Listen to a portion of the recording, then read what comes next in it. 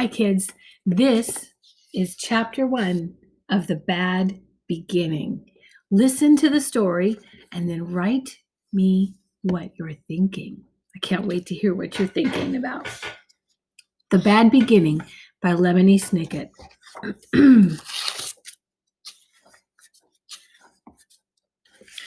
And you can see we've got an old-timey illustration there that gives you a good clue about when the story happened, helps you think about the setting. Chapter 1. If you were interested in stories with happy endings, you would be better off reading some other book.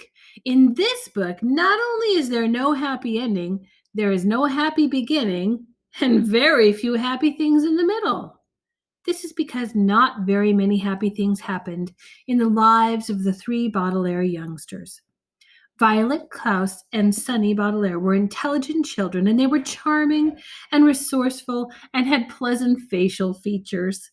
But they were extremely unlucky, and most everything that happened to them was rife with misfortune, misery, and despair. I'm sorry to tell you this, but that is how the story goes. Their misfortune began one day at Briny Beach. The three Baudelaire children lived with their parents in an enormous mansion at the heart of a dirty and busy city, and occasionally their parents gave them permission to take a rickety trolley. The word rickety, you probably know, here means unsteady or likely to collapse, alone to the seashore, where they would spend the day as a sort of vacation as long as they were home for dinner. This particular morning it was gray and cloudy, which didn't bother the Baudelaire youngsters one bit.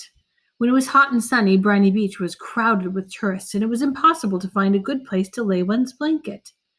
On gray and cloudy days, the Baudelaires had the beach to themselves to do what they liked. Violet Baudelaire, the eldest, liked to skip rocks. Like most 14-year-olds, she was right-handed. So the rock skipped farther across the murky water when Violet used her right hand than when she used her left. As she skipped rocks, she was looking out at the horizon and thinking about an invention she wanted to build. Anyone who knew Violet well could tell she was thinking hard, because her long hair was tied up in a ribbon to keep it out of her eyes. Violet had a real knack for inventing and building strange devices, so her brain was often filled with images of pulleys, levers, and gears, and she never wanted to be distracted by something as trivial as her hair. This morning, she was thinking about how to construct a device that could retrieve a rock after you had skipped it into the ocean. Klaus Baudelaire, the middle child and the only boy, liked to examine creatures in tide pools. Klaus was a little older than 12 and wore glasses which made him look intelligent. He was intelligent. The Baudelaire parents had an enormous library in their mansion, a room filled with thousands of books on nearly every subject.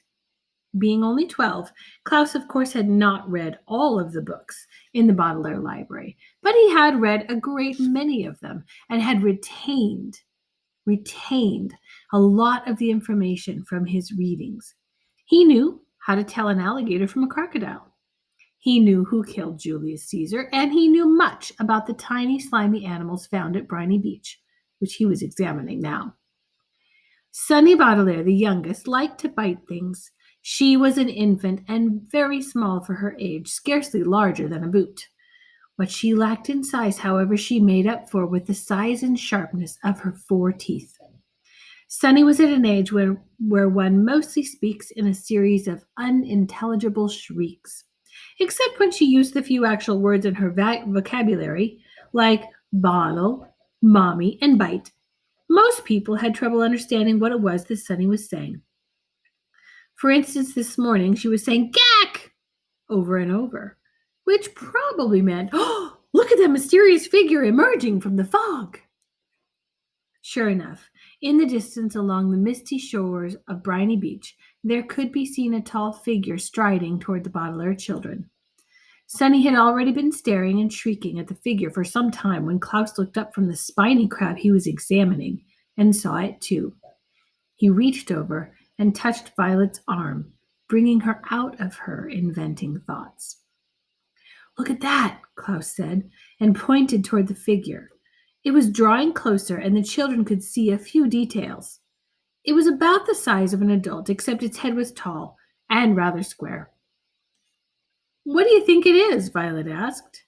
"I don't know," Klaus said, squinting at it, "but it seems to be moving right towards us." "We're alone on the beach," Violet said, a little nervously. "There's nobody else it could be moving toward." She felt the slender, smooth stone in her left hand, which she had been about to try to skip as far as she could. She had a sudden thought to throw it at the figure, because it seemed so frightening. "It only seems scary," Klaus said, as if reading his sister's thoughts, "because of all the mist." This was true.